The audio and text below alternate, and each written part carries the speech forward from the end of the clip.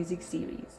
Today we are taking a deep dive into Japanese music, and I have previously made 4 episodes in this series before, so if you have not yet watched the episode on African music, Arabic music, Indian music, or even gamelan music, please go ahead and watch those before watching this very Japanese video. But for today, we are deep diving into a quick pro quote tip video, a quick little overview, somewhat for revision purposes. And when we think about Japanese music, we think Zen and serenity.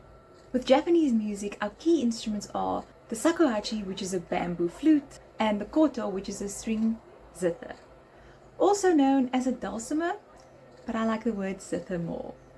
When you think about the musical structure, we have 2 halves in Japanese music. The first half being more free form, sort of not having a set time signature or pulse or meter. And then we have the second half, which is very structured and metered. We definitely have a clear time signature there. Characteristics of the music include it being calm and contemplative, as well as there being precise musical expressions. So Japanese music, very, very pretty. Some people do get confused between Chinese music and Japanese music, and while I don't have an episode on Chinese music in this series, the world focus for 2025, the last world focus ever, for the time being for Cambridge IGCSE Music, is Chinese music. So do go ahead and maybe watch the world focus video on Chinese music to find out more about that. And because that is the focus for this year, it would be hoped that you would know your Chinese music in detail, in very much detail, so that when you hear Japanese music, you'll know that it's not Chinese music, so to speak. And also in your general world music, they cannot then give you Chinese music, they just cannot. But for those of us who really do struggle between the nuances between Chinese and Japanese music, I'm going to just outline what Japanese music is not, meaning this is now what Chinese music is. Chinese music is more about dramatic traditions, and the musical styles include opera-inspired performances and instrumental pieces. Now, musically, the characteristics are that we see powerful vocals, dramatic melodies, and epic storytelling.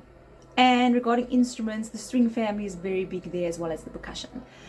But in contrast, Japanese music is much more calm, like we say, serene, all zen-like. None of this epic storytelling business. So if we learn how to recognize our koto or our shakuhachi and just the calmness thereof, we will definitely be able to pinpoint something as Japanese music.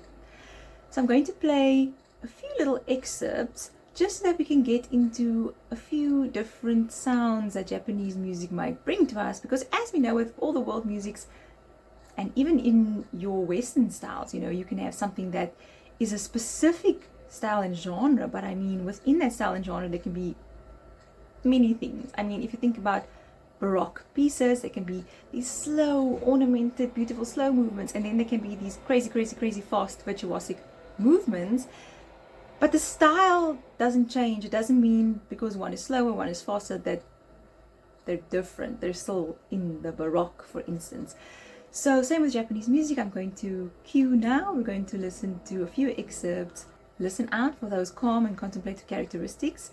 And very much so in the Cambridge exam, when they ask you to identify maybe what's happening in this half versus that half, or if you hear something with a break in between, or if you hear something in 2 halves, definitely going to be Japanese music for you.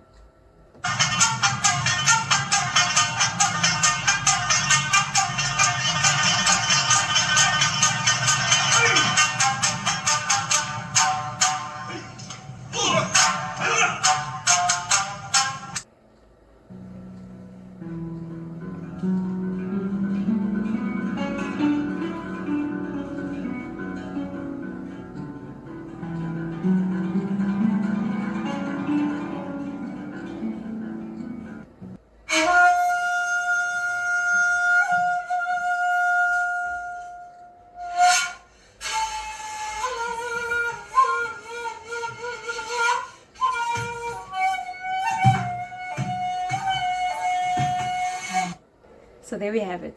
Something that I do think that is very beautiful to go ahead and listen to is the traditional Japanese song Sakura. I hope I'm pronouncing that properly.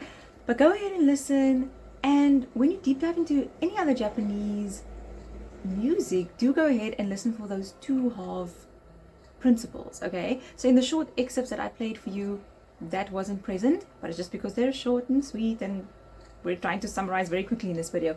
But do go and do your due diligence and go ahead and listen for two halves of a structure for Japanese music. So that is it for Japanese music for today. We will tie up this whole series with episode 6, where we will look at Latin American music next. See you then.